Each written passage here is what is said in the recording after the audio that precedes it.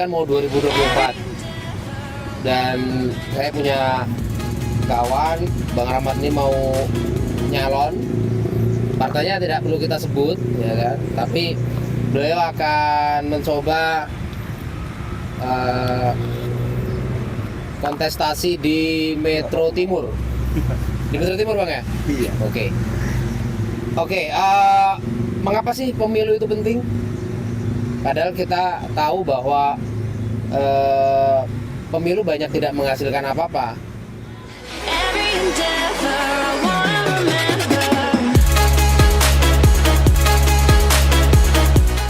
Oke, selamat pagi teman-teman. Jumpa lagi di Payung University. Kita pagi ini ngobrol dengan Bang Rahmatul Lumah. Saya dengan beliau ini tetanggaan, beda gang. Dan tadi pagi saya jam 5 mampir ke rumah beliau. Saya ajak untuk muter berapa kali kita tadi, 5 kali naik sepeda di taman kota. Tapi ini mau 2024, saya ingin diskusi ringan lah tentang kota, bagaimana kota dengan dinamikanya. Dan Metro saya kira yang hanya 22 kelurahan sudah banyak sekali hal-hal yang bisa kita ceritakan, kita kerjakan. Dan tentang 2024, ini beliau mau nyalon di Dapil Metro Timur. Bang, sehat Bang? Sehat. Semalam tidur jam berapa? Setengah tiga, saya bangunin jam 5. Jadi tidur beliau tuh dikit karena melek doyan, bangun pagi doyan. Kalau udah bangun. Kalau ngadepin mau subuh, beliau mending nggak tidur biasanya. Tidurnya setelah subuh. Nah, kenapa pemilu itu penting, Bang? Jadi kalau kita baca buku, sistem distribusi kekuasaan, pergantian kekuasaan itu kan ada yang turun-temurun, monarki ya. Jadi raja ke anaknya. Terus ada teokrasi, dipilih oleh beberapa orang yang dianggap punya qualified, ulama gitu, atau pemuka agama, kemudian ditunjuk. Nah, pemilu dalam sistem demokrasi itu adalah cara yang paling legal, cara yang paling sah sebenarnya dibanding cara-cara lain untuk sirkulasi kekuasaan. Jadi proses pergantian yang paling legalnya lewat pemilu. Orang tidak bisa menolak karena ada pilihan rakyat. Maka sirkulasi kekuasaannya menjadi normal. Tanpa pemilu, ya pasti adanya kudeta, perebutan kekuasaan, menjadi peluangnya menjadi chaos, anarki, ribut gitu. Kalau tidak diatur lewat sistem pemilu, kemungkinan ribut, chaos itu bisa saja terjadi. Makanya pemilu itu juga menjadi sangat penting. Oke. Saya kira itu juga menjadi dasar kenapa demos Kretos juga pada akhirnya bertumpu pada di kedaulatan rakyat ya. Iya. Tapi kita tahu bahwa sebagai orang yang berkecimpung di komunitas lama, kita juga pernah dulu berkecimpung di komunitas Kamisan sejak 2014 gitu. Kita itu kan juga ada koreksi ya terhadap sistem pemilu yang sebenarnya rahasia umum kota ini politik uangnya kan tinggi. Dari situ kita kemudian pengen memperbaiki, tapi kayaknya juga tidak banyak orang yang ikut, gitu kan. Terus kemudian mungkin Bang Rahmat sekarang mencoba bertarung, apakah ada orang yang kemudian memang masih menggunakan akal budinya gitu, bahwa kemudian politik gagasan mestinya yang harus menang gitu, atau kemudian memang ini sekedar cari keberuntungan? Enggak. Harus diniatkan untuk perubahan ya. Tapi harus dimulai dengan cara-cara juga yang tidak boleh sama. Kalau dari awal kita ingin menolak korupsi, maka kita harus menghindari cara-cara koruptif, termasuk yang money politik. Kalau dari awal kita udah koruptif dalam soal suara rakyat, soal kedaulatan rakyat, ini pasti juga akhirnya kita menjadi permisif, walaupun dalam batas toleransi pembenaran bahwa ini tidak mungkin. Artinya kita pasrah pada sistem. Jadi kenapa sebenarnya politik ini saya termasuk yang alergis di awal. Risih lah ya, seolah-olah ini bukan dunia yang harus kita geluti. Bahkan kan kita pernah golput juga. Pernah golput. Zaman 2014 kita neriain golput kan pernah tuh. Atau kita lawan politik uang zaman 2014 ya. Kita pernah kampanye 2015 mau pilkada. Oh, pilkada ya, ya. Mau pilkada itu gerakan anti politik uang. Meskipun gagal juga. Ya gagal karena mungkin kita gampang menyerah ya, nggak sustainable gerakannya. Tapi sebenarnya politik uang ini menurut saya cara-cara koruptif, dan gitu yang harus dihindari sebisa mungkin, seoptimal mungkin. Kalau hari ini politik terkesan kotor, rusuh, karena memang orang-orang baik itu menarik diri dari perilaku, atau orang-orang baik ikut sistem pasrah pada sistem, karena mungkin dia sendiri. Jadi nggak juga karena di situ tidak ada orang baik, ada orang baik kemungkinan kalah, sehingga kemudian dia cenderung permisi. Nah ini yang ingin kita coba, makanya kami bersama beberapa kawan lah ya, itu ada hashtag jaga teman. Jadi begitu kawan masuk ke situ, ada orang-orang yang juga bertanggung jawab menjaga, karena kebaikan itu kan tidak mungkin menyendiri. Oke. Dia harus ini ya. Jadi tidak sama sekali ikut terlibat di situ. Menurut saya, a priori saya juga lama-lama berpikir. Saya ingat ya, statement menjadi aktivis itu bahwa musuh utama dari idealisme itu sebenarnya bukan menjadi avanturir apa pragmatis ya, tapi yang penting juga sebenarnya ada a priori apatis. Kalau orang udah apatis, dia tidak akan melakukan apa-apa. Sama aja. Sama aja gitu. Akhirnya menarik diri kan. Nah, soal moral, soal nilai itu kan sebenarnya berlaku di semua sistem. Ya mau bisnis gitu, ya ada juga perilaku yang melanggar moral, melanggar nilai. Nah di politik juga sama aja. Ini yang ingin saya serukan kepada kawan-kawan. Kalau kita konsisten, komitmen, dan mau terlibat di situ, tapi kita berkomitmen untuk menjaga nilai dan moral itu, dan ada kawan-kawan juga yang peduli sama kita untuk mengingatkan kalau kita kepleset, ya mudah-mudahan sih tetap bisa menjaga kehormatan itu. Kita tidak perlu rahasia lagi ya. Ada calon-calon anggota dewan, misal di kota ini ada yang habis miliaran ada. Kemudian saya dapati beberapa kali, terakhir tuh saya ke Sumatera Barat itu ada dewan yang habis cuma 15 juta. Segmentednya dia ke warga pedagang, dia advokasi pedagang. Dia cuma habis 15 juta, bahkan setelah menang itu pedagang-pedagang pada iuran kambing untuk perayaan menangnya dia. Jadi ini orang-orang pedagang sayang sama dia, jadi ada segmented pasar. Di NTB saya pernah berjumpa dewan, saya tidak perlu sebutkan partainya memang ya, tapi kalau yang di Sumatera Barat itu sama dengan partainya Bang Rahmat. Tapi menurut saya ketemu dengan Bang Rahmat ini kan nggak sehari 2 hari. Saya tidak melihat partai beliau, kalau saya sih melihat bagaimana selama ini saya berkawan dan apa yang beliau perjuangkan, terutama soal literasi ya. Di kota ini beliau soal literasi saya kira paling powerful lah gitu. Orang yang benar-benar mencintai buku gitu.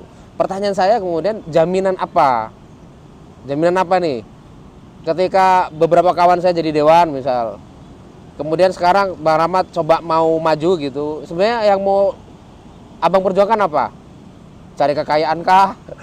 Memperjuangkan masyarakat di Metro Timur kah, apa gitu? Apa yang mau dilakukan yang kemudian konkret dan mengubah kota ini dari cara pandang yang a priori menjadi satu inspirasi gitu?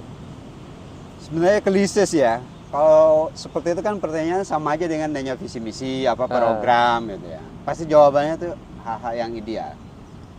Tapi setiap kali saya bertemu kawan-kawan saya, bertemu keluarga, bertemu teman-teman, saya nanya, pertama, visi misi itu penting, program itu penting.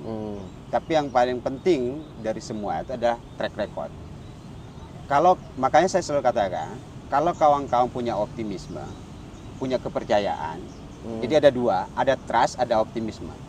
Ada harapan soal perbaikan kota, dan kawan-kawan percaya itu bisa saya lakukan, maka bersama saya. Kalau tidak percaya, cari yang dipercaya. Itu lebih realistis ya. Jadi bagaimana mempercayai saya, pelajari track record saya. Siapa saya gitu. Saya tidak perlu menjelaskan apakah saya baik atau tidak, karena kawan-kawan itu punya jejak, bisa men-tracking itu lewat media sosial atau aktivitas kawan-kawan saya. Tapi kalau dipaksa ditanya apa programnya, Apa yang mau dilakukan? Apa yang mau dilakukan? Paling tidak kalau persoalan saya dapat uang, oh saya nggak nyari uang, ya kayaknya Naif ya. naif banget ya. Enggak juga. Tapi paling enggak cara pandang saya terhadap materi itu bahwa kebutuhan pokok manusia itu hanya ada di seputar 3 hal: sandang, pangan, papan. Saya punya tempat tinggal cukup. Saya punya pakaian nggak telanjang cukup. Saya punya bahan makanan cukup. Lebih dari itu, kalau saya punya materi di luar keperluan saya, di luar kebutuhan saya, dan saya tumpuk, maka itu saya zolim. Zolim bukan hanya pada orang lain, tapi terhadap diri saya.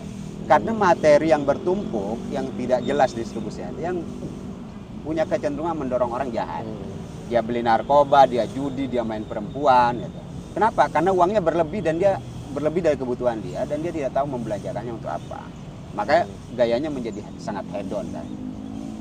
Jadi pikir saya programnya adalah ada banyak sebenarnya yang bisa kita lakukan, walaupun jadi anggota dewan pokoknya atau jadi pejabat publik itu bukan sinterklas juga yang bisa memenuhi kebutuhan masyarakat semua. Yang bisa mengubah kenyataan langsung. Iya, nggak bisa. Tapi paling tidak ada orang-orang yang membutuhkan baik dari sisi regulasi, kebijakan, paling tidak sebagai anggota dewan bisa membantu mendorong. Kalau punya kelebihan materi bisa mampu memberi materi. Nggak usah mulu-mulu menurut saya. Ada orang yang memang kita lihat di jalan dia punya semangat kerja tapi nggak punya modal. Ya kita punya kelebihan materi kita bantu. Ada persoalan pedagang kaki lima yang punya perlakuan diskriminatif dari usaha-usaha retail. Sebenarnya itu yang bisa kita lakukan. Mendorong ya. Kita tidak mungkin bicara pada soal-soal teknis. Pasti soal-soal kebijakan yang bisa kita dorong bersama eksekutif kalau dewan ya. Saya pikir itu. Kalau isu literasi Bang, apa yang menurut Abang tuh penting kemudian dilakukan dan melalui misal legislatif kita bisa dorong lebih bagus tuh apa tuh? Literasi ini kan sebenarnya gampang-gampang susah ya. Yang paling sulit karena dia tidak terukur. Tidak terukurnya itu maksudnya indikatornya hari ini orang kan main TikTok dapat duit gitu. Baca buku kan belum tentu dapat duit. Gitu. Jadi dia hanya bisa baca buku itu nambah pengetahuan. Gitu. Jadi kadang-kadang persepsi kita soal itu kan soal sekolah umpamanya. Ngapain sekolah dapat gelar gitu, belum tentu bisa dapat kerja, seolah-olah itu gagal. Gitu. Tapi soal pengetahuan memang abstrak kan. Tapi menurut saya soal literasi ini, saya percaya benar, khususnya soal buku gitu. Soal buku itu pusat dari peradaban. Titik peradaban itu ada di buku. Makanya bangsa-bangsa besar, peradaban besar masa lalu itu dibangun di atas buku ya. Ada perpustakaan gitu. Dimanapun peradaban Eropa itu ada buku, ada perpustakaan besar, peradaban khilafah gitu ya. Itu ada buku, ada perpustakaan besar. Nah, menurut saya digalakkan saja. Mana kita harus mendeteksi di setiap kampung, di setiap RT, di setiap kelurahan itu ada peminat buku yang mereka memang mencintai buku dan itu yang bisa menggerakkan. Kalau orang yang tidak mencintai itu dibangun gitu belum tentu bisa menggerakkan. Padahal perubahan-perubahan besar di tengah-tengah kota itu semua dimulai dari literasi ya. Iya. Saya misal mendapati ketika anak-anak di sekitaran lingkungan kurang baca buku kan juga bisa jadi kurang kesadaran. Kalau mereka sadar, bacaannya lumayan, biasanya mereka juga orang yang mudah untuk tergerak. Iya. Jadi kalau semakin tinggi literasi, semakin tinggi inovasi. Kepedulian juga, sensitivitasnya terhadap problem sosial semakin betul, tinggi. Apalagi kalau mengatakan kota pendidikan kan mestinya bisa terlihat tuh hidup rumah baca di tiap kelurahan kan gitu. Nah kan ada problem kan artinya masih ada problem di kota ini kan gitu. Karena kadang-kadang program itu dipaksakan ya, nggak ketemu ruhnya. Tapi kalau ketemu penggerak-penggerak yang menyintai ini, kayak Mas Dharma lah menggerakkan Payungi gitu. Kenapa Payungi bergerak? Karena ekosistemnya tuh mereka butuh udah pada tingkat kebutuhan. Pasar itu mati, berarti kebutuhan mereka nggak terpenuhi tuh. Jadi kalau semua itu digerakkan karena rasa cinta, mereka ada di dalam tuh, ruhnya ketemu, itu pasti bisa bergerak. Sebanyak apapun dibangun rumah-rumah pintar di kelurahan, tidak ketemu penggeraknya, orang yang mencintai itu dia akan mati. Teman-teman, maksud saya begini, kita itu tetap butuh anggota legislatif, kita tetap butuh pemerintah gitu. Tapi bagaimana kemudian ada kejujuran bahwa perjuangan terhadap literasi itu memang benar-benar dilakukan dengan natural gitu loh, bukan karena pura-pura baca buku gitu. Jadi kita juga pengen ada wakil yang ngerti buku ini diajak ngomong diskusi ini, karena literasi juga bisa jadi destinasi sih kalau menurut saya. Kita bikin kampung buku tuh. Bisa. Tapi yang menanggapi tentang kampung buku kan macam-macam. Ada yang menjadikannya proyek, ada yang menjadikannya hanya sekedar seremonial potong pita gitu. Gagah-gagahan. Gagah-gagahan. Padahal kan yang dibutuhkan adalah gerakan mengajak anak-anak muda untuk membaca buku kan, diskusi. Kemudian syukur-syukur dari diskusi itu kemudian mereka punya aksi yang konkret di tengah-tengah masyarakat. Nah, literasi yang selama ini abang perjuangkan itu, sekarang ada buku di rumah abang tuh 1.500-an lebih buku kan. Pada akhirnya yang membaca buku di rumah abang kan dikit. Nah, orang yang kehilangan kedalaman membaca buku itu kan juga pada akhirnya kelamaan, buang-buang waktu aja gitu. Padahal kan kita butuh wisdom ya kan, butuh value gitu, butuh sesuatu yang benar-benar dipikirkan secara mendalam gitu. Nah, kalau abang masuk jadi dewan gitu, kemudian apakah masih ada waktu untuk baca buku? Masih lah, pasti masih. Karena jiwa ya. Tapi paling tidak saya ingin sampaikan gini, ada hal yang tidak bisa kita lakukan saat kita menjadi orang biasa dengan saat kita menjadi pejabat publik, menjadi anggota dewan saat itu. Ada hal yang nggak bisa dilakukan oleh anggota dewan, tapi bisa dilakukan oleh orang yang menjadi rakyat biasa. Nah, makanya itu perlu kolaborasi. Soal regulasi, mau jungkir balik mana, mau marah-marah umpamanya, ini kenapa ini kotor gitu. Anggota dewan bisa punya hak. Melakukan kritik terhadap pemerintah, nggak didengar, itu dia punya power terhadap eksekutif ya. Nah, hal-hal seperti ini yang sebenarnya ingin kita maksimalkan, itu berfungsi dengan baik saat menjadi anggota legislatif. Nah, kalau minat saya di buku, kalau dia itu jiwa, saya yakin nggak bakal hilang tuh. Ini kan problemnya mungkin volume berkurang. Problemnya antara gini, Dispusarda itu waktu Pak Sari ya, itu beliau bilang hanya anggarannya 2 miliaran, dan itu menurut saya kecil sekali. Dinas paling miskin lah menurut saya itu. Sedangkan kan kebutuhan asupan pengetahuan kita juga mesti dari perguruan tinggi ada. Jadi butuh kolaborasi juga antara Bang Rahmat bicara tentang seorang yang memang mau menghidupkan literasi dengan kerja-kerja ketika memang nanti menjadi anggota legislatif misalnya kan. Kemudian bagaimana kita butuh para penggerak-penggerak yang memang juga bisa disupport oleh pemerintah. Artinya pemerintah melihat Dispusarda itu jangan hanya menjadi dinas yang dipinggirkan gitu loh maksud saya. Bahkan Dispusarda apa dikunjungi? Apa banyak pengunjung? Rumah pintar dihidupkan kalau memang didatengin pejabat. Kita kan harus jujur itu kan gitu. Nah, saya kira itu kita ke depan harus ngobrol tuh. Ya, ini bukan kita mau menggali bagaimana konsep ketika jadi legislatif, tapi kan kita harus ngobrol seperti ini, ngobrol tukar pikiran aja gitu.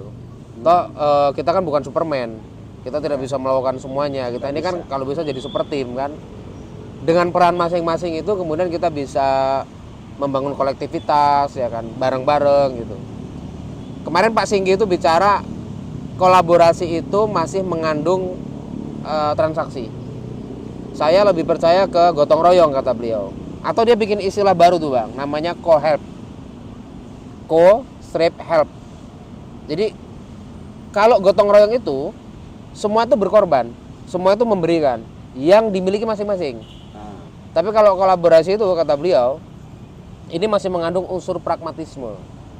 Nah, makanya dia bikin istilah lain yaitu co-help. Entah itu disepakati atau tidak, saya meyakini bahwa Pancasila itu benih baik, dan kalau diperas Pancasila itu ada gotong royong dalam ekasilanya kan gitu. Nanti pertanyaannya adalah di tengah-tengah perjuangan menjadi dewan juga kan kita tidak naif ya, pasti butuh uang gitu. Gerakan Jaga Teman ini saya nggak tahu berapa orang yang nanti akan menyambutnya. Tapi saya pikir saya sebagai teman, Bang Rahmat jangan sampai nyeleweng dong, kan gitu kan. Suatu saat Itu penting. itu penting gitu. Artinya Bang Rahmat siap diingatkan, siap untuk terus berdiskusi, bukan menjadi orang yang tertutup gitu kan. Saya kira itu nggak ada jaminan sih, nggak ada orang menjamin itu. Tapi kan dengan kita sering berinteraksi, berdiskusi, tukar gagasan, tukar pengalaman, gerakan dan sebagainya, kan kita bisa melakukan sesuatu tuh.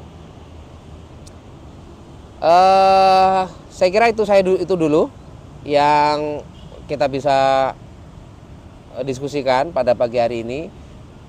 Nanti di sesi selanjutnya kita akan membedah tentang bagaimana gerakan-gerakan literasi dengan misal anak muda dan literasi dan media digital, pemberdayaan dan literasi dan kampung kreatif, literasi dan destinasi dan macam-macam. Terima kasih pada para payungers, salam payungi.